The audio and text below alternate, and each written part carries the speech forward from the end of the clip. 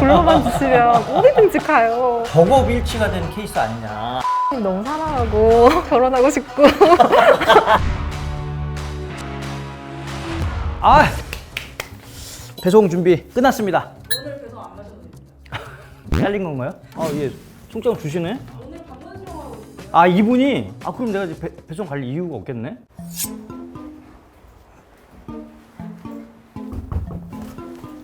예.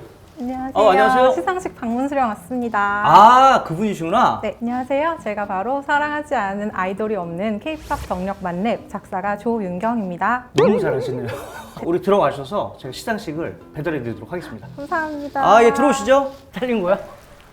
배송 잘린 거야? 당신의 시상식을 배달해 드립니다. 서클 차트가 선보이는 국내 최초 방문형 시상식 어딜맨 최강호입니다. 자, 오늘 저희가 시상식을 배달해 드릴 분은 저희 가온 차트 뮤직 어워즈에서 2017년 올해의 작사가상을 수상하신 작사가이십니다. 사랑하지 않는 아이돌이 없다는 K-팝 덕력 만렙 작사가 조윤경 씨를 모시도록 하겠습니다. 예, 반갑습니다. 예, 앉으십시오. 예. 이렇게 안 떠서요. 되게 떨고 있어요. 지금까지 하신 노래들이 어마어마하게 많으실 거잖아요. 몇 곡이나 돼요? 지금 어저께 기준으로 등록곡이 246곡이에요. 와. 그 중에서 대표곡 불가능할 수도 있지만 몇 곡만 추린다면. 가장 최근에 발매됐던 타이틀곡은 예. 더보이즈의 위스퍼가 있었고요. 더보이즈 원래 덕질도 하시는 걸로 알고 있는데. 너무 사랑하고요. 에이핑크 초롱보미 유닛의 카피캣도 있었고요. 수록곡으로는 위키미키 최유정님과 공동 작사로 들어간 곡이 있었고요. 그 외에 소녀시대, 샤이니 등등 SM의 수많은 멋진 아티스트분들과 작업을 해보았습니다. 2002년부터 일을 하셨잖아요. 네. 상당히 동안이셔서 화장 지우면 맨 처음 작사가로 데뷔했던 거 잠깐 얘기를 해주실래요? 그때 제가 신화 오빠들 너무너무 좋아하고 있었는데 그 신화 오빠들 테이프를 샀는데 그 테이프 안에 SM 스타라이트 아카데미 오디션 관련한 브로셔가 들어있었어요. 연기, 가수, 춤, 노래 그 중에 작곡, 작사가 있었어요. 근데 제가 당시에 글을 읽고 쓰는 거를 좋아했으니까 그냥 해보고 싶어 이런 되게 가벼운 마음으로 포트폴리오를 그냥 막 상장 복사하고 막 이런 거 해가지고 보냈는데 그런 부분을 재미있게 보셨나 봐요. 그래서 제가 그때 많이 어리기도 했고 그랬으니까 가능성을 좀 높이 사주셨던 것 같아요. 거기 나와 있는 글들을 보고 이 친구가 뭐 나이가 어리든 많든 경력이 많든 상관없이 좋다. 그래서 이렇게 픽업을 딱 한 거잖아요. 너무 감사할 일이죠. 그 수많은 SM이 많은 정말 걸출한 아티스트를 배출했는데 거기에 직관적으로 계속 관여하면서 20년 왔다는 거잖아요. 세월이 좀 빠르다는 생각은 안 들어요? 너무 빨라요. 언제 이 나이가 되는지 모르겠어요. 뭐 쉽게 얘기해서 덕업일치가 된 케이스 아니냐. 맞아요. 최근에 그 SM CU 콘서트? 네, 너무 재밌었어요. 진짜 너무 재밌었어요. 한 20년 하면 일이라는 생각이 좀 들기도 할 텐데 안 그런가 봐요? 제가 집에서 혼자 이렇게 일을 하면 아티스트분들을 대면할 수 있는 기회가 없잖아요. 이게 어떻게 무대에서 구현이 됐는지를 공연 때는 볼 수 있으니까 공연 가면 언제나 신나는 것 같아요. 후기도 길게 남겨주셔가지고. 네. 콘서트 시작하기 전에 SNS에서 서로 안부만 주고받던 아주 많은 작가님들을 처음으로 인사를 하고 만날 수가 있었어요. 거기서? 되게 많은 작가님들 다 오시는구나, 작품자들이 이렇게. 못 불러줘서 못 가지. 불러만 주시면 어디든지 가요. 재밌었어요.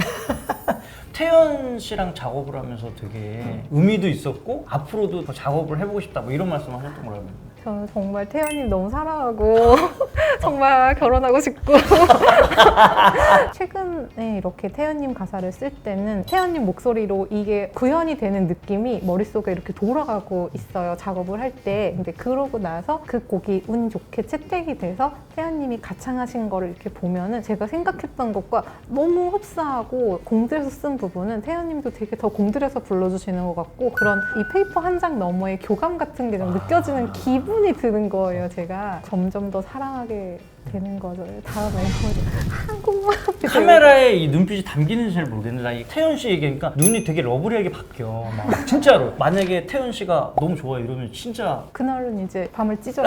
잠을 잘 수 없죠. 각 아티스트의 세계관이 있는데 그런 세계관을 어떻게 반영하는지 그런 게 좀 궁금하더라고요. 그래도 세계관이 어느 정도 그 뉘앙스적으로는 반영이 되는 곡을 작업할 때는 네이버 선생님의 도움을 좀 받아서 팬분들이 씹고 뜯고 맛보고 즐기시면서 만들어 놓으신 그런 자료들이 있어요. 그런 것들을 보면서 저 참고도 좀 하고요. NCT 127의 테이스티라는 곡이 있었는데 이것도 약간 그런 느낌에서 나온 작업물이었거든요. 아, 대단합니다. 그러니까 이제 네이버가 대단한 겁니다.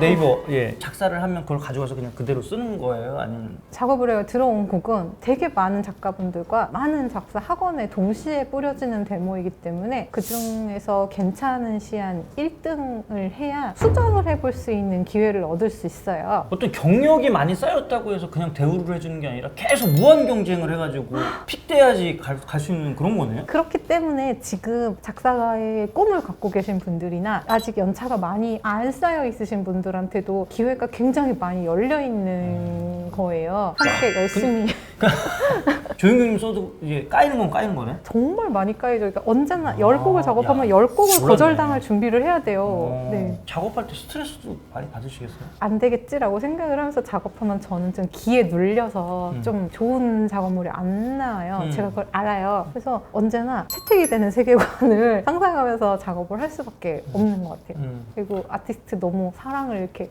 가슴에 새기고 직캠 몇 개 보고 멋있다, 예쁘다 이렇게 하고 시작을 하는 다른 작사가께 채택이 돼서 그게 앨범 나오면 듣게 될 거잖아요.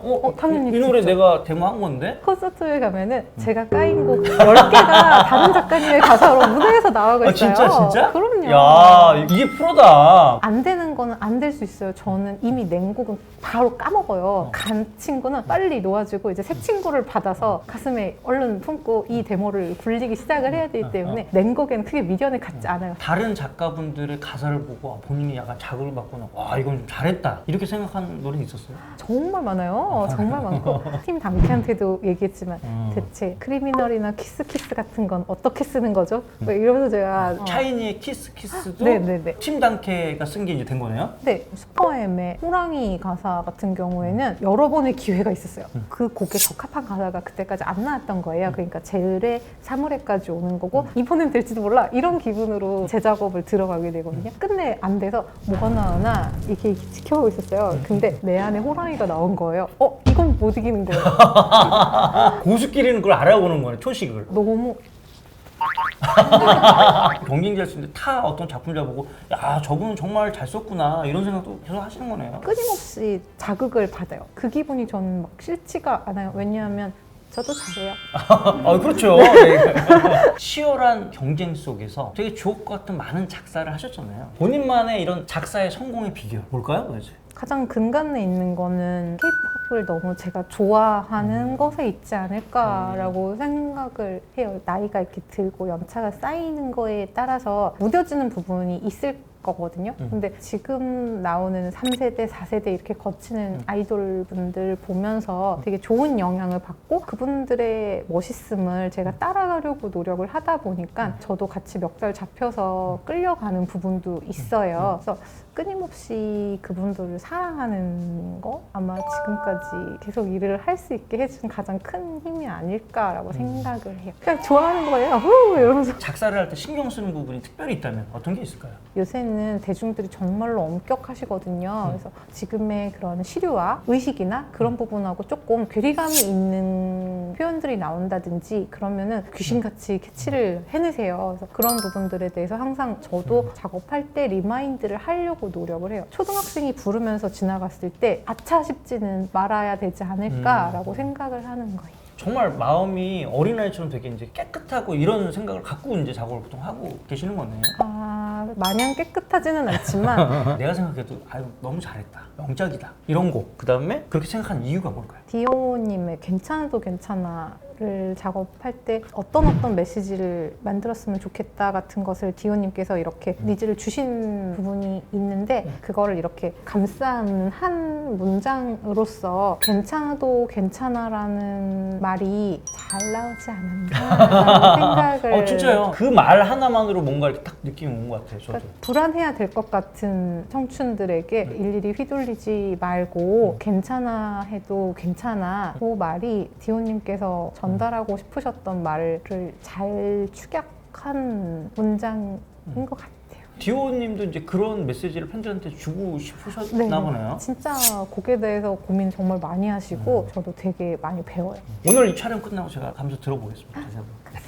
작사가에 도전하고 싶은 사람들이 굉장히 많아졌어요. 그런 분들한테 당부하고 싶은 말씀이 좀 있으시다면? 멀리 보자. 아무래도 그 무한 경쟁을 계속 거쳐야 하고 거절당하는 거에도 마음이 많이 단단해져야 하고 마음을 너무 많이 다치지 말고 그럴 수 있는 에너지를 우리 너무나 사랑하는 오빠 언니들을 향해서 펼쳐보면 그들을 바라보면서 따라 걷다 보면 언젠가는 될 거니까 너무 슬픈 기분과 불안함에 너무 사로잡히지 말았으면 그런 얘기를 좀 해주고 싶어요. 사실 20년 하시면 은퇴를 종용하거나 옆에서 누가 그럴 수도 있는데 저희 같은 경우에는 앞으로 20년을 더 하실 수 있을 것 같은 생각이 저는 가능할까요? 들거든요. 네, 앞으로의 커리어에 대한 비전 어떤 게 있을까요? 저는 제가 지금 신인 작가님들이나 무수한 가능성을 갖고 계신 작가님들과 같은 곡을 받아서 같이 작업을 하고 너무 힘들지 않았나요? 데모로 그냥 끝나지 않았나요? 너무 좋지 않나요? 막 이런 얘기를 같이 공감할 수 있는 게 너무 좋은 것 같아요. 그래서 학원이라든지 퍼블리셔라든지 그런 사업적으로 일의 방향을 틀기보다는 지금처럼 그냥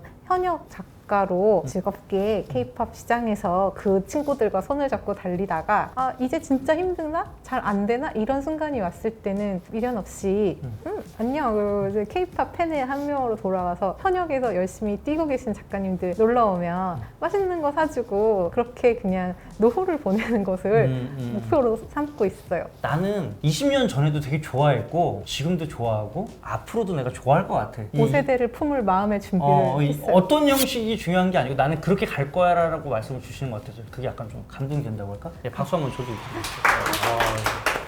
조윤경님의 커리어에 대해서 이렇게 얘기를 나눠봤는데 보통 노력으로는 싸울 수 없는 커리어라는 생각이 들면서 감탄할 수밖에 없었던 것 같습니다. 이어지는 다음 편에는 조윤경님만을 위한 탑 5 차트쇼를 저희가 준비를 해봤어요. 너무 궁금해요. 거기 약간 좀 텐션이 좀 있을 거예요. 네. 2부 기대 많이 해주시기 바랍니다. 감사합니다. 감사합니다. 구독, 좋아요? 알림 설정까지 부탁드립니다. 아유, 수고하셨습니다. 감사합니다. 아유, 고생하셨습니다.